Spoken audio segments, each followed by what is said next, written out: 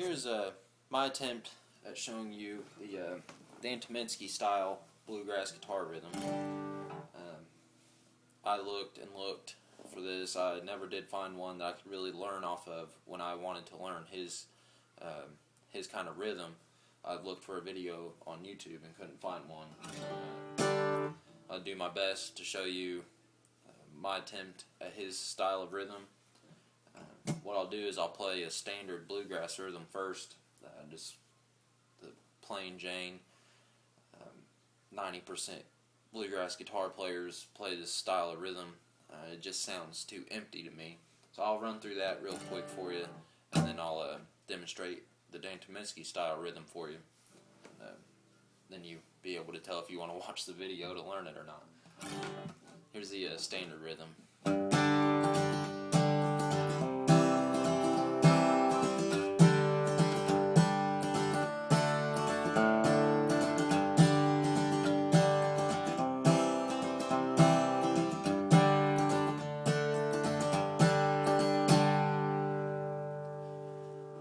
Here's the same speed, same tempo, but this is with the Dan Tyminski style rhythm.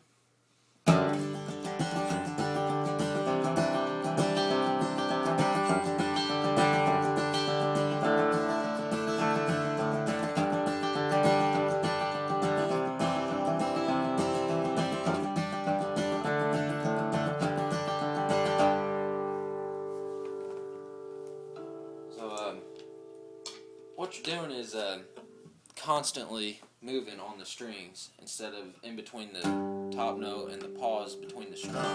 You're constantly moving. So you're really getting, I guess it'd be 3 strokes between the next, which the like a bass kind of rhythm would be.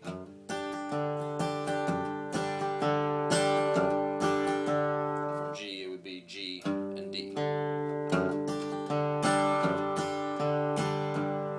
So you're getting, I think it's 3 strokes in between those notes, where those notes would be. Sometimes I pick out the notes.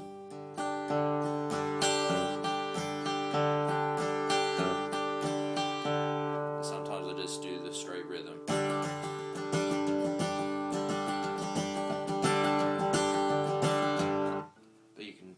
Sort of hear where the notes would be picked out, but you're getting 3 strokes, so instead of just you're going down and right back up.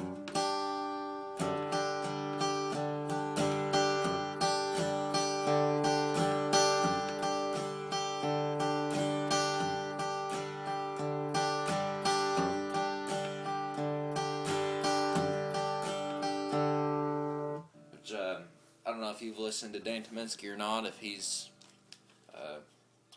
that's the kind of style that you're into or not, but you'll hear him do the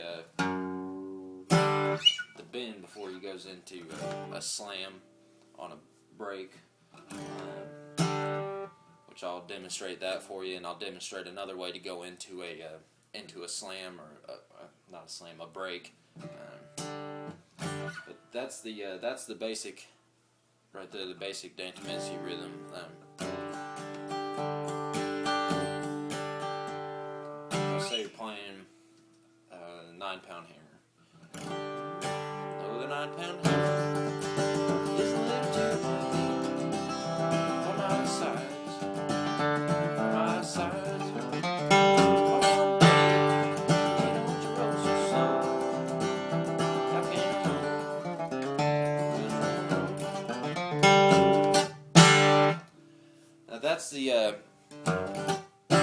That's the other intro to a break that I was going to demonstrate for you.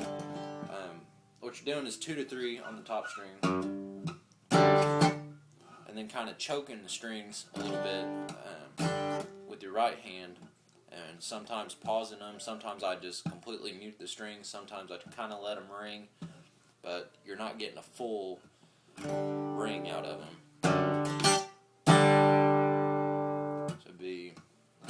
And timing on it is somewhat difficult, or it was for me when I was first learning it. How can you roll?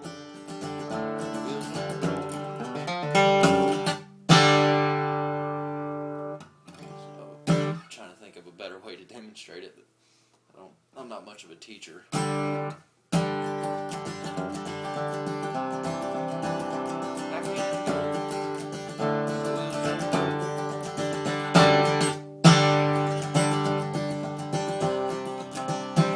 And what that's gonna do is, in a jam, or on stage if you're in a band, it's really gonna emphasize the slam going into the break instead of just a how can it go?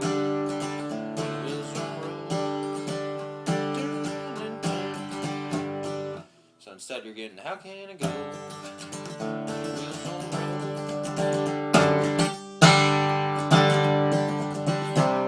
And it's really going to help emphasize the intro into the break, which to me is a huge sound difference. I don't know what it is. I like the kind of hard driving style of music. That's what I tend to listen to the most.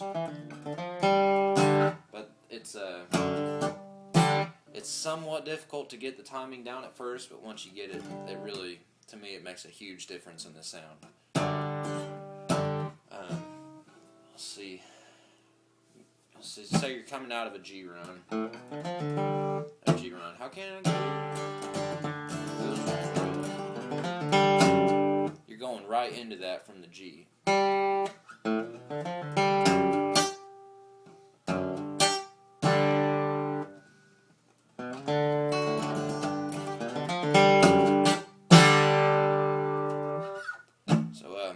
I know I'm not much of a teacher, but hopefully it helped you out a little bit if you wanted to learn this kind of rhythm. To me, it just has a fuller sound, or more full sound. I'm not sure which it would be, but it's not as empty as just a standard.